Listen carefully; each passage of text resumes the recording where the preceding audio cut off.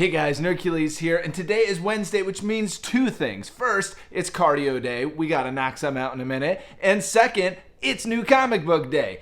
We are gonna check out a whole bunch of new Venom comics right now. All right, guys, bunch of awesome looking covers this week. I mean, over here I picked up What If Venom #1, and last week we looked at that What If Gwen Stacy. Was very, very cool. And so this one, Thing, Venom, enough said, right? That's awesome. And then over here, this is one of the variant covers for the Amazing Spider-Man annual that just came out, and I really love this kind of animated looking black cat. But right here in the middle, this comic, I've been waiting for it, and it really caught my eyes this week. Come in close so you can see some of the art. This cover's by Bjorn Behrens, and it is obviously the death of Venomverse #1, and I just love that. Look at that Carnage. Gosh, he looks so friggin' awesome. Looks like this kind of medieval painting, right? But I've been really excited about this because I love anything that is kind of exploring the multiverse, right? And so just like there's the Spider-Verse with different Spider-Men in every universe, the Venomverse is the same kind of concept. So it gives you an idea, kind of jumping into it, what it's like. Obviously, because it's Venom, it's going to be a lot darker, so just be aware of that if you're reading this with your kids or something like that.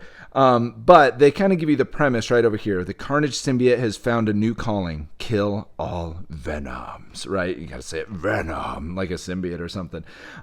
So its rampage started off by consuming the powers of other villains in the Marvel Universe. Now it's set its sights on taking down Venom, Eddie Brock, the King in Black.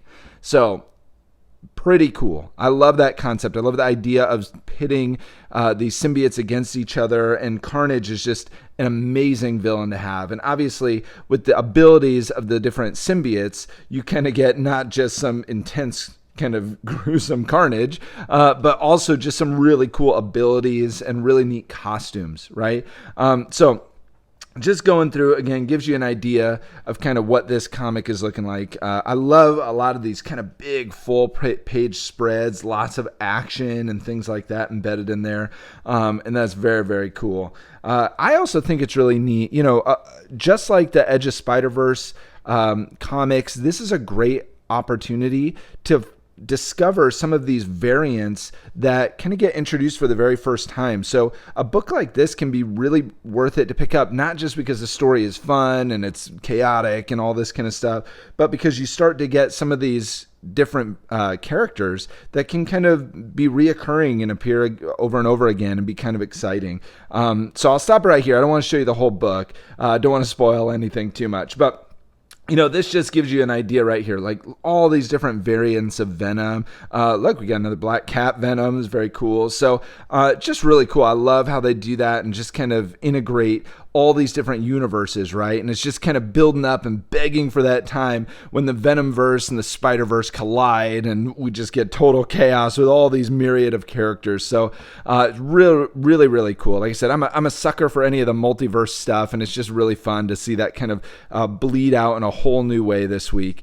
with Death of the Venomverse. So with the Venomverse comic, there's a couple of different variants that are out there.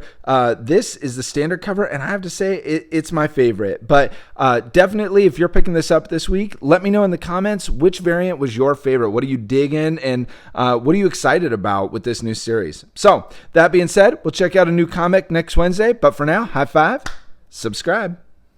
Subscribe. Oh yeah. Nercules.